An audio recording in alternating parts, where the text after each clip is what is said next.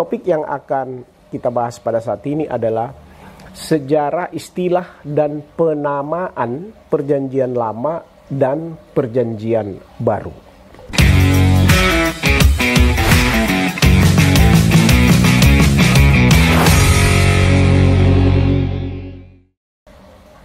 Salam sehat, salam sejahtera kepada kawan-kawan semua dimanapun Anda berada. Tuhan memberkati Anda semua. Seorang sahabat subscriber kita membuat permintaan khusus supaya saya membahas tentang Perjanjian Lama dan Perjanjian Baru. Saya dapat memahami permintaan ini karena dugaan saya dia pengen mengetahui apa koneksinya, ada apa relevansinya Perjanjian Lama dan Perjanjian Baru itu. Sebelum saya masuk ke topik ini, saya ingin sampaikan pada Anda karena ada juga dari netizen yang mengatakan apa otoritas Anda menjelaskan Alkitab. Saya mau sampaikan pada Anda, kelihatannya yang bertanya ini tidak paham betul ya sebenarnya bagaimana posisi dia terhadap kitab suci. Saya mau sampaikan bahwa kitab suci itu, kitab suci siapapun itu, kitab suci agama apapun itu adalah terbuka untuk umum, bukan hanya kepada pemeluknya. Ya, justru kitab suci itulah yang mengajarkan atau membawakan pemahaman yang baru kepada kita sehingga kita bisa meyakininya. Nah, oleh sebab itu semua kita sama di hadapan Tuhan. Firman ini adalah firman Tuhan. Justru inilah satu kesalahan bahwa orang malas belajar kitab sucinya. Bukan hanya Kristen, Islam, dan keyakinan lain juga. Mereka tidak paham, mereka tidak baca apa kata orang, ya itu yang diterima. Jadi apa yang saya lakukan pada saat ini sebetulnya adalah bahagian daripada educate, menyampaikan pada masyarakat, kepada kawan-kawan semua bahwa kita punya hak untuk meneliti itu.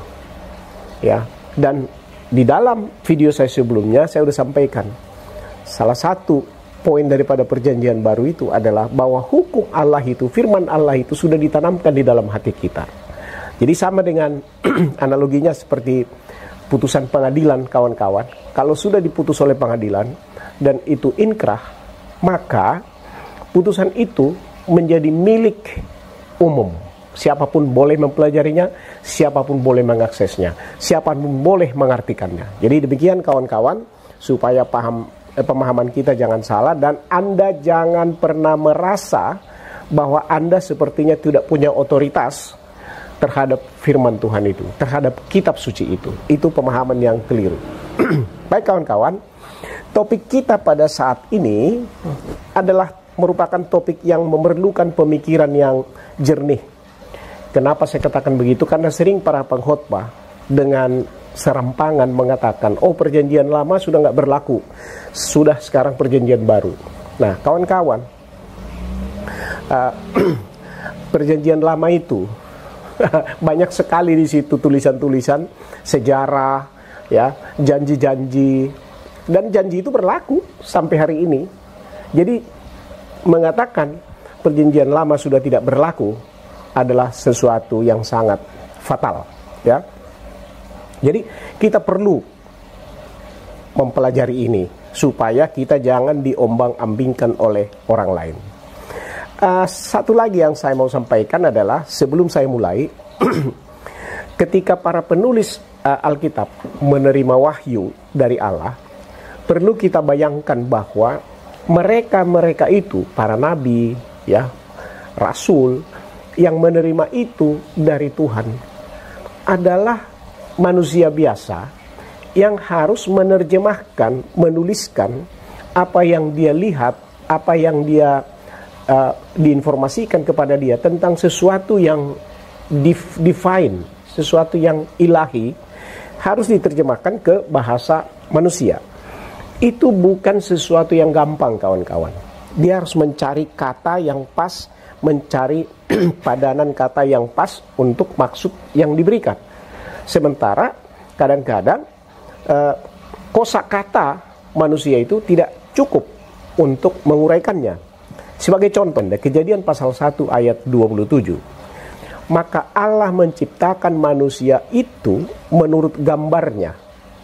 Menurut gambar Allah diciptakannya dia. Laki-laki dan perempuan diciptakannya mereka. Ya, sebelum saya komentari ini, saya ajak dulu Anda membaca dalam bahasa Inggris dari terjemahan King James Version. Genesis chapter 1 verse 27 dikatakan begini. So God created man in his own image. In the image of God created he him.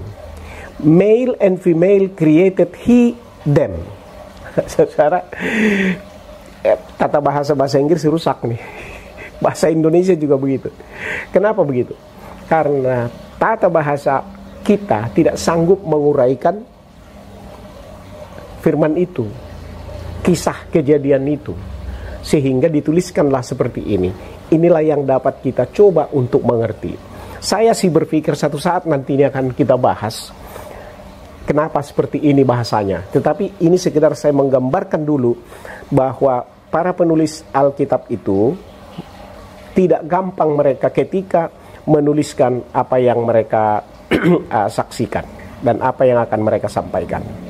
Baik kawan-kawan, pengertian umum daripada kosakata janji ya dan perjanjian dalam Alkitab digunakan secara baku untuk menggambarkan kesepakatan antara Tuhan Allah dengan manusia. Tetapi sebenarnya pengertian janji atau perjanjian yang terdapat dalam Alkitab tidak sesederhana yang kita bayangkan.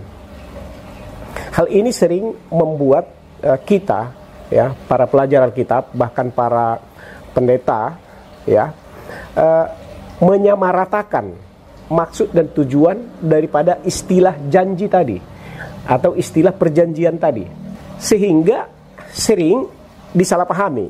Ya, supaya lebih mudah kita mengerti, saya akan mengambil dari bahasa Inggris beberapa istilah yang menggambarkan mengenai pengertian janji ataupun perjanjian di dalam Alkitab itu. Karena dalam Alkitab itu hanya perjanjian, hanya itu toh, ya, atau janji, itu saja. Nah, ketika kita mau membahas perjanjian lama, perjanjian baru, maka kata janji atau perjanjian ini kita harus betul-betul pahami dulu. Kembali dalam membahas ini, saya hanya bersumber dari Alkitab, tidak dari yang lain. Kalau ada nanti saya sampaikan yang lain, saya akan beritahukan supaya Anda jangan keliru menafsirkannya. Baik, paling tidak ada 4 macam janji atau perjanjian yang terdapat di dalam Alkitab yang masing-masing mempunyai makna pengertian yang berbeda pemahamannya. Ya, sekalipun dalam bahasa Indonesia hanya disebut janji atau perjanjian. Oleh sebab itu saya coba ajak Anda masuk menggunakan bahasa yang lain supaya menjadi jelas nanti kata janji ataupun perjanjian itu. Ya, yang pertama, promise. Promise itu diterjemahkan janji. Itu bukan perjanjian, ya, janji. Nah, adalah suatu pernyataan atau keinginan sepihak yang dinyatakan untuk melakukan sesuatu yang dikehendakinya di masa depan. Dalam hal ini, pihak penerima janji tidak perlu melakukan apa-apa, ya. Di sini, pihak lain penerima janji pada umumnya tidak dituntut untuk melakukan sesuatu sebagai imbalan janji itu, ya. Nah, contoh, janji Allah tentang kedatangan Mesias itu tidak ada syarat yang harus dipenuhi oleh manusia. Artinya bukan karena manusia baik, bukan karena manusia menurut Mesias itu datang, tidak. Ya, sebelum manusia itu meresponsnya, Allah sudah berjanji bahwa Mesias akan datang. Di Yesaya pasal 9 ayat 6. Anda boleh catat, ya. Kemudian janji Allah kepada Abraham bahwa ia akan menjadi bapa banyak bangsa. Kejadian pasal 12 ayat 2 dan ayat 3. Kemudian perjanjian Allah dengan Nuh, Kejadian pasal 9 ayat 11 sampai 13. Anda baca itu nanti, itulah janji, promise, ya. Yang kedua adalah agreement.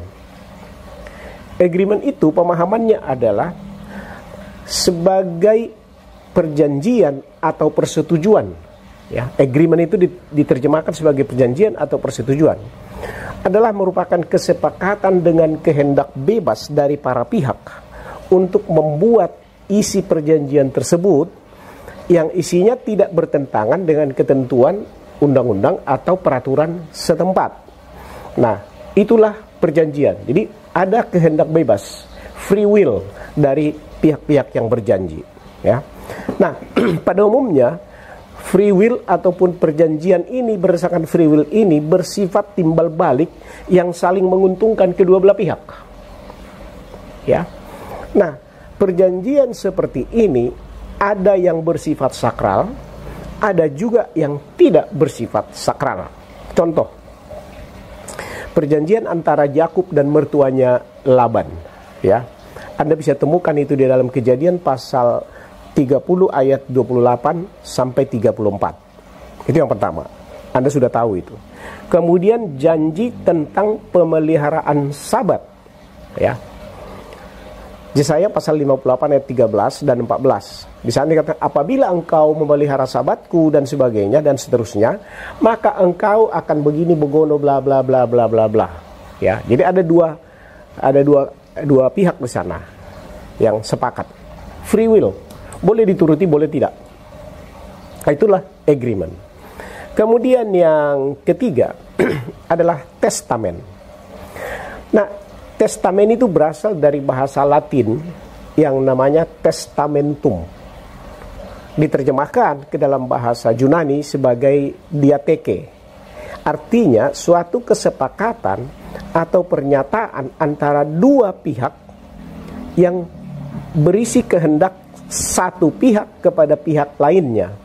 Misalnya wasiat, ya. Jadi dua pihak ini diberikan wasiat kepada pihak yang lain, ya. Dalam Alkitab, testament ini sering digunakan sebagai sinonim terhadap covenant. Tetapi bukan, testament tidak berarti covenant, tapi sinonimnya saja. Kata yang mirip untuk menjelaskan testament sering digunakan covenant. Tetapi pengertiannya bukan covenant. Sekali lagi, covenant tidak bersyarat. Sementara testamen harus ada syarat awal. Misalnya sebagai ahli waris. Kita semua adalah sebagai ahli waris terhadap keselamatan oleh Yesus, ya. Jadi kalau ada yang mengatakan, oh hari Sabat untuk Yahudi, loh. Tetapi di satu sisi dikatakan di perjanjian baru kita ini pewaris. Kok kita mewarisi janji kepada orang Yahudi? Ya, ini perlu kita pikirkan. Jangan asal kita terima saja begitu, ya. Nah, contoh Lukas pasal 22 ayat 20, saya bacakan di sini begini. Demikian juga dibuatnya dengan cawan sesudah makan. Ya, ia berkata, cawan ini adalah perjanjian baru oleh darahku yang ditumpahkan bagi kamu. Ini waris. Ditumpahkan bagi kamu, untuk kamu nih, ya. Lukas pasal 20 ayat 20 ini saya mau bacakan di dalam bahasa Inggris. Saya sudah cek juga di dalam bahasa Ibrani, sama. Dia katakan begini. Likewise also the cup after supper, saying, this cup is the New Testament in my blood, which is shed for you.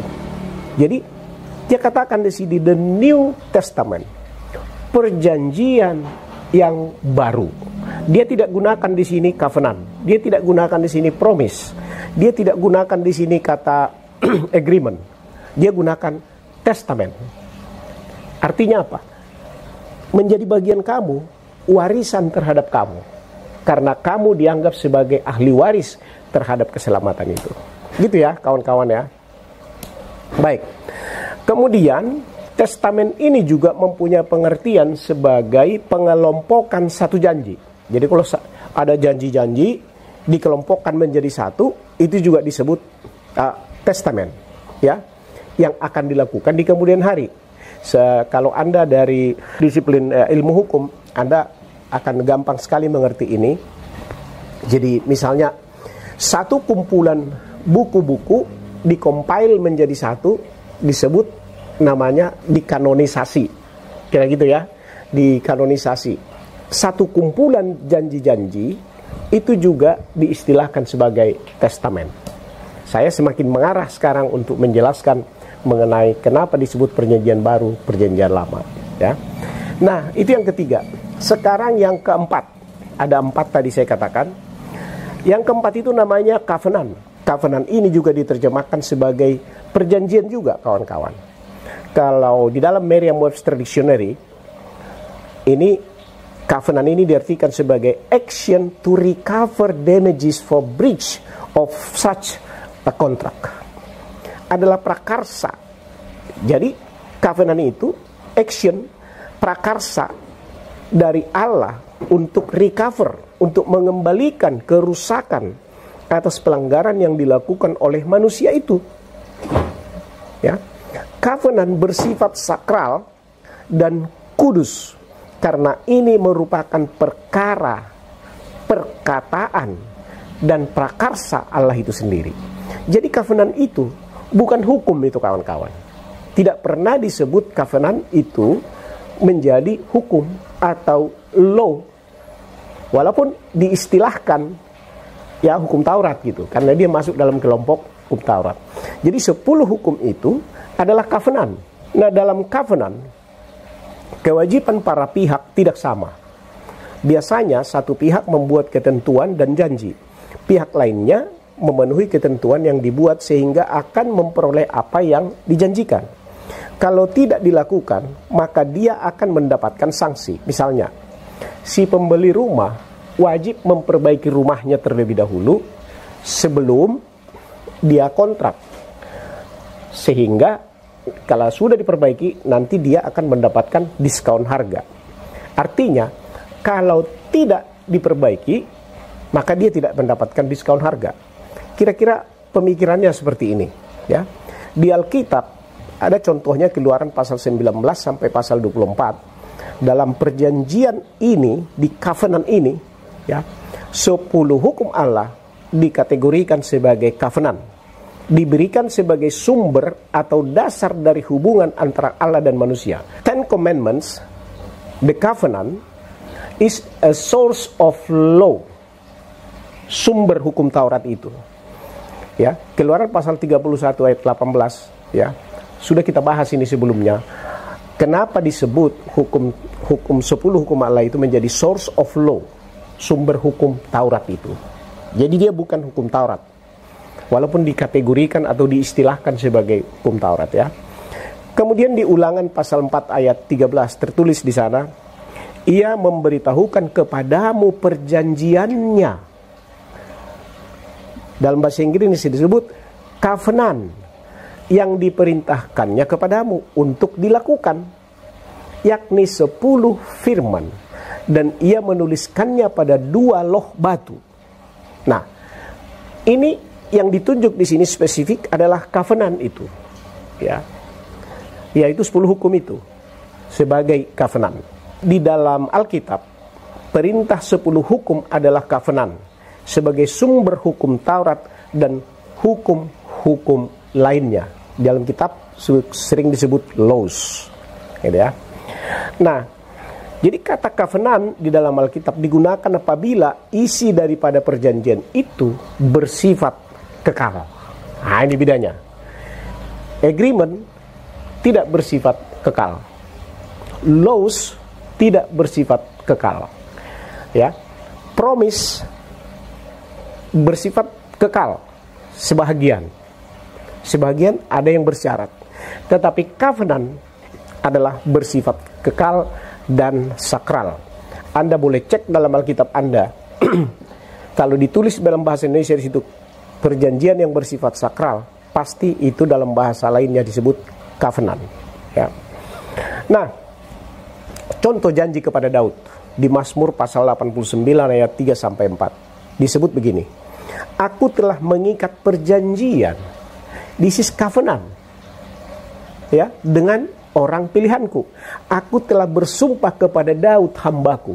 Ini covenant, bersifat kekal. Ini nanti Anda pelajari seterusnya, itu terlalu panjang kalau saya uraikan lagi di sini, tapi itu bersifat kekal.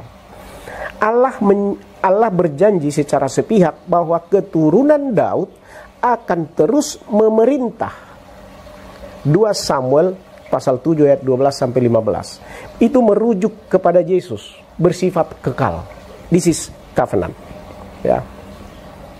Nah, sekarang saya teruskan maju sedikit lagi mengenai istilah perjanjian lama dan perjanjian baru di dalam Alkitab. Ya, kalau bahasa Inggris itu Anda temukan New Testament and Old Testament. Saya mau mulai, ikuti saya. Saya mau menjawab satu pertanyaan. Apakah ada istilah perjanjian lama atau Old Testament di dalam Alkitab? Saya mau jawab ini dulu yang pertama. Nah, dalam konteks Alkitab, istilah perjanjian berasal dari kata berit dalam bahasa Ibrani, ya. Dalam bahasa Yunani disebut diatheke yang tadi. Kemudian dalam bahasa Latin disebut testamentum. Dalam bahasa Inggris disebut testament. Dalam bahasa Indonesia disebut perjanjian.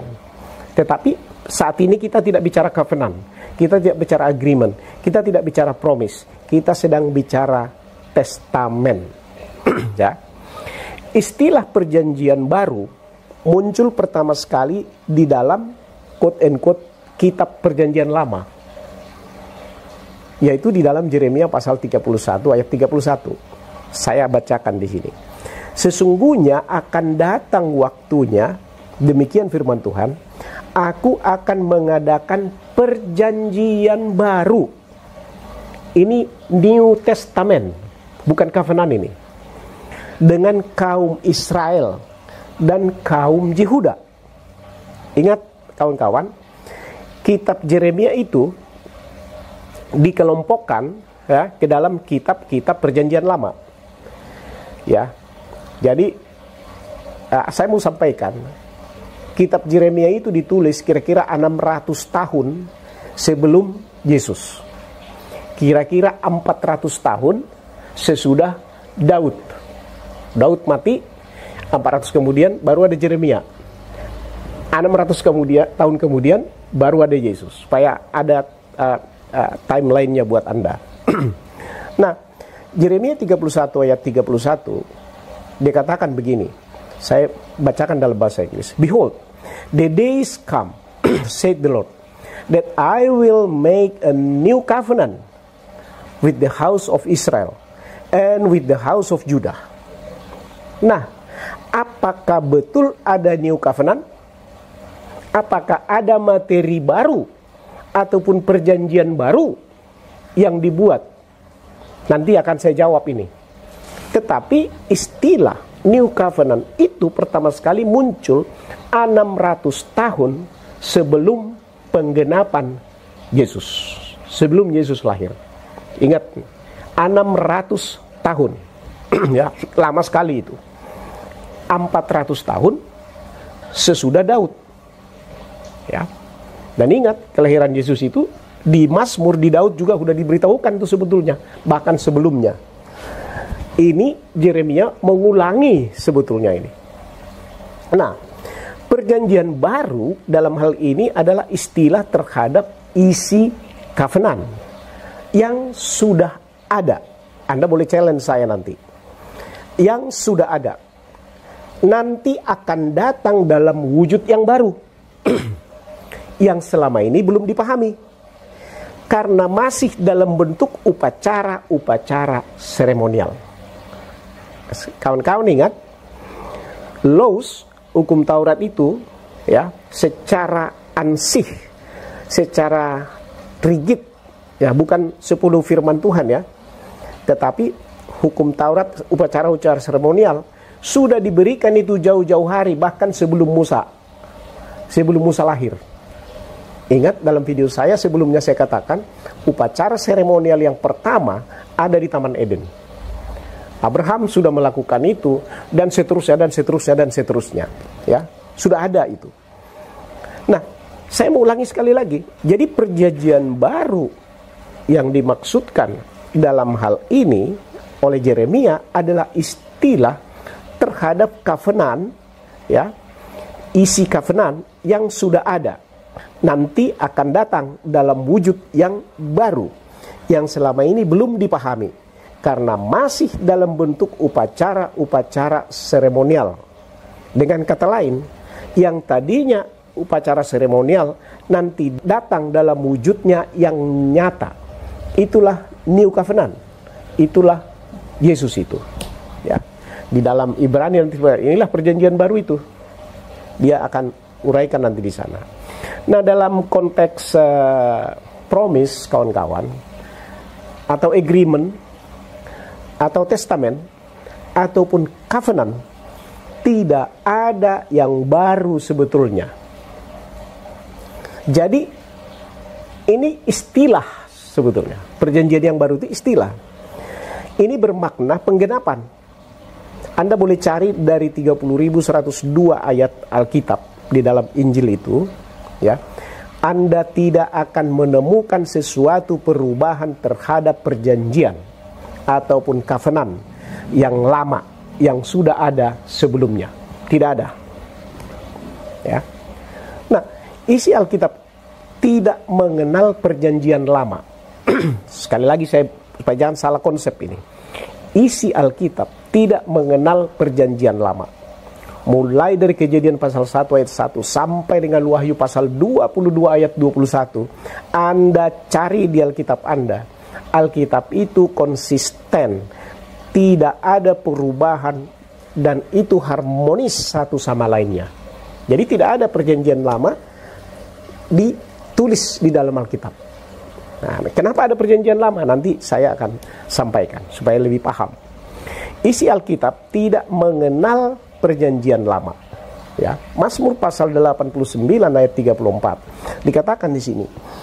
Allah dengan tegas mengatakan, "Aku tidak akan melanggar perjanjianku dan apa yang keluar dari bibirku tidak akan kuubah." Tidak ada perubahan. Ini clear ini.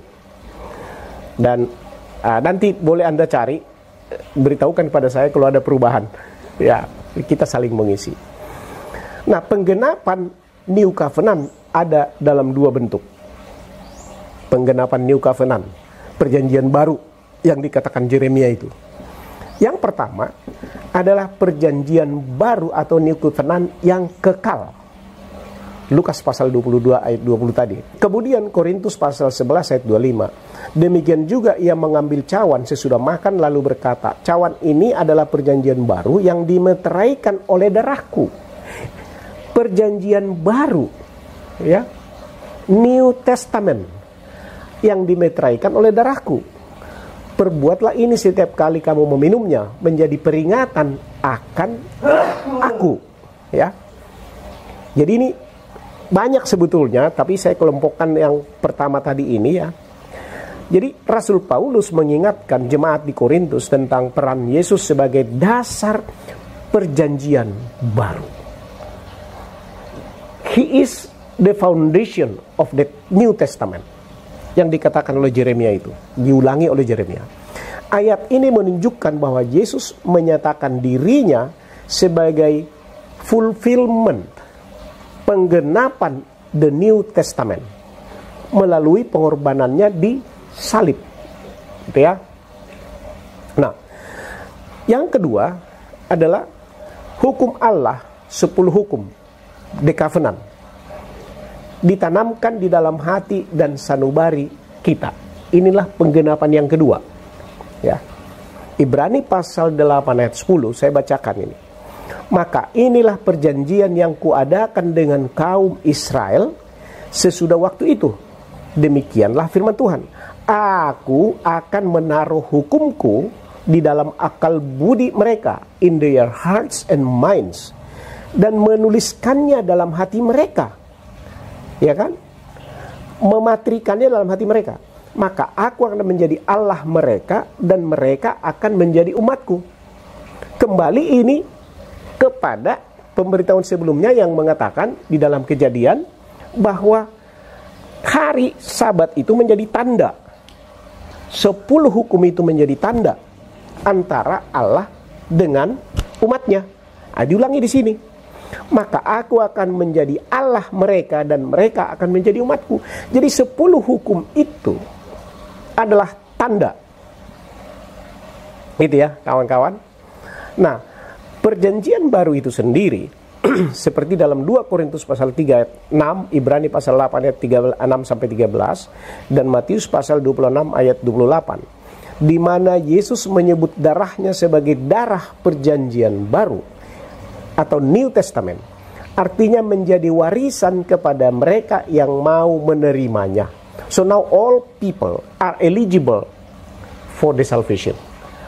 This is the New Testament. Ya. Nah, kalau begitu dari mana datangnya istilah perjanjian lama? Kita mau menjawabnya sekarang. Nah, pembedaan oleh para quote and quote mereka sebut Bapak Gereja. Nah, pada abad kedua, para pengikut Kristus, ya, bapak-bapak gereja, mereka sebut Bapak Gereja, sebenarnya tidak ada istilah Bapak Gereja, sebenarnya tidak terlalu pas ya. Tetapi para pengikut Kristus yang setia kepada Kristus seperti Tertullian mulai menggunakan istilah Testamentum Vetus, perjanjian lama, dan Testamentum Novum, perjanjian baru. Kalau Anda suka dengar perdebatan-perdebatan masalah hukum, kalau PK kita harus ada novum. Dari sini awal katanya itu. Novum itu ada bukti yang baru, ya. Jadi Testamentum Novum, perjanjian baru, untuk membedakan kitab-kitab yang dianggap sebagai tulisan sebelum dan sesudah kelahiran Yesus. Ini juga berkaitan dengan kanonisasi Alkitab Kristen yang menyatukan kitab-kitab Ibrani yang belakangan diklasifikasikan sebagai perjanjian lama dan tulisan-tulisan Kristen awal yang dikategorikan sebagai perjanjian baru. Nah, disinilah muncul pertama sekali pada abad kedua. Nah, apa implikasinya? Dalam teologi Kristen, ya, perjanjian lama dianggap sebagai dasar sejarah dan teologis bagi perjanjian baru. Ini dia. Banyak nubuatan dan pola dalam perjanjian lama dipahami sebagai penggenapan dalam Yesus Kristus. Hukum seremonial dan sistem korban dalam perjanjian lama diterima sebagai penggenapan oleh kehidupan Yesus, karya penebusan Yesus. Jadi tidak semua isi Alkitab perjanjian lama tidak berlaku lagi, apalagi 10 hukum, ya. Salah itu, bukan begitu. Nah, yang digenapi hanya yang terkait dengan sistem pengorbanan dan hukum seremonial, yaitu karya penebusan Yesus. Nah, lalu apa hubungannya dengan Judaisme? Sering orang menganggap, wah, kalau mereka berhari Sabat berarti Yahudi itu, ya. Salah. Saya mau beritahukan pada Anda, istilah perjanjian lama dan perjanjian baru juga mencerminkan perbedaan antara Kristen dan Judaisme. Dalam tradisi Yahudi, seluruh Tanakh yang disebut Kristen sebagai perjanjian lama atau the Old Testament tetap relevan tanpa melihat adanya perjanjian baru atau the New Testament. Mereka tidak mengenal kitab perjanjian baru, ya. Orang Yahudi tidak mengenal kitab perjanjian baru. Bagi mereka perjanjian baru itu belum hadir. Jadi kalau Anda mengatakan ada gereja Kristen dengan cap sebagai Yahudi, itu artinya Anda tidak paham apa yang Anda katakan. Kita harus belajar.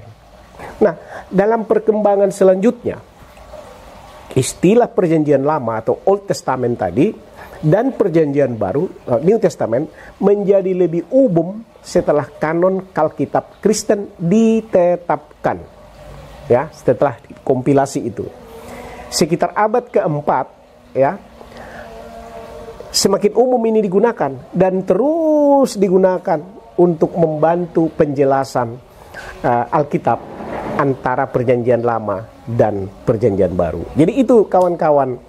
Jadi istilah perjanjian lama atau Old Testament bukan istilah yang dibuat oleh nabi ataupun yang dibuat oleh Tuhan atau yang dikatakan oleh Tuhan kepada nabi.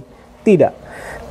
Istilah perjanjian lama Old Testament itu adalah istilah yang dibuat oleh para pengikut Kristus untuk memperjelas atau membedakan istilah perjanjian baru yang dinubuatkan oleh Yeremia tadi, sehingga memudahkan mereka untuk membedakan firman Tuhan sebelum dan sesudah Kristus.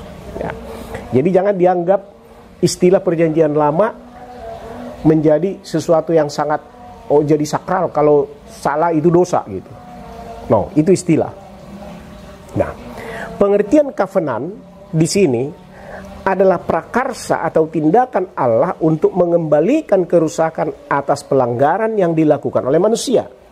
Dalam hal ini, to restore the image of God in the human being, mengembalikan peta Allah yang rusak akibat dosa. Yohanes pasal 3 ayat 16 yang Anda sudah tahu semua itu, ya, dikatakan karena begitu besar kasih Allah akan dunia ini sehingga ia telah mengaruniakan anaknya yang tunggal supaya setiap orang yang percaya kepadanya tidak binasa melainkan beroleh hidup yang kekal. This is action, prakarsa daripada Allah tanpa keterlibatan manusia. This is the covenant. Jadi inisiatornya adalah Allah itu sendiri. Nah, ini merupakan bukti kekuasaannya. Jadi ketika Anda mendengar kata perjanjian, dalam hal ini hukum Allah, maka yang harus dibayangkan adalah tindakan Tuhan untuk mengembalikan peta Allah yang rusak ke dalam diri manusia. To restore the image of God into the human being. Ketika Anda mendengar perjanjian. Nah, lalu apa peta Allah yang rusak itu? Saya kira nanti akan kita bahas ini tersendiri. Dalam video ini akan terlalu panjang nanti. Apa peta Allah yang rusak itu? Banyak kita mengatakan, oh peta Allah yang rusak. Peta Allah yang rusak itu apa? Ya, nanti kita akan bahas. Nah, pertanyaan berikutnya adalah kenapa pemisahan disebut sebagai perjanjian lama dan perjanjian baru? Dalam bahasa Inggris, Old Testament and New Testament. Bukan Old Promise atau Old Agreement atau Old Covenant. Jawabnya adalah karena New Testament itu adalah bersifat waris terhadap semua manusia. Orang Kristen adalah pewaris-pewaris kerajaan surga. Orang yang menerima Yesus adalah pewaris-pewaris keselamatan. Jadi, ya, New Testament itu, perjanjian baru itu yang tadi sudah digenapi itu untuk siapa? Bukan untuk Yahudi. Salah. Untuk manusia, Anda dan saya. Roma 8 ayat 16-17, roh itu bersaksi bersama-sama dengan roh kita bahwa kita adalah anak-anak Allah, dan jika kita adalah anak, maka kita juga adalah ahli waris, yakni ahli waris Allah dan yang berhak menerima janjinya, yang akan menerima bagian dalam kemuliaannya bersama-sama dengan Kristus, asal saja kita menderita bersama-sama dengan Dia, supaya kita juga dipermuliakan bersama-sama dengan Dia. Anda lihat itu rigidnya itu Paulus, very clear. Dalam Galatia pasal 3 ayat 29, dan jikalau kamu adalah milik Kristus, maka kamu juga adalah keturunan Abraham dan berhak menerima janji Allah. Anda dikatakan sini kita keturunan Abraham. Inilah alasannya kenapa orang-orang Kristen mengatakan kami keturunan Abraham. Ya, jadi jangan mengatakan ya, perjanjian lama itu untuk orang Yahudi, hukum itu orang Yahudi. Salah. Kita ini adalah ahli waris Allah, ahli waris Abraham. Jangan ketika mau mendapatkan keselamatan kita bilang, oh kita pewaris Allah. Ketika mau menuruti hukumnya, kita bilang itu untuk orang Yahudi. Nah, itu tidak pas ya. Yakobus pasal 2 ayat 5, dengarkanlah, hai saudara-saudara yang kukasihi, bukankah Allah memilih orang-orang yang dianggap miskin oleh dunia ini untuk menjadi kaya dalam iman dan menjadi ahli waris kerajaan yang telah dijanjikannya kepada barang siapa yang mengasihi Dia?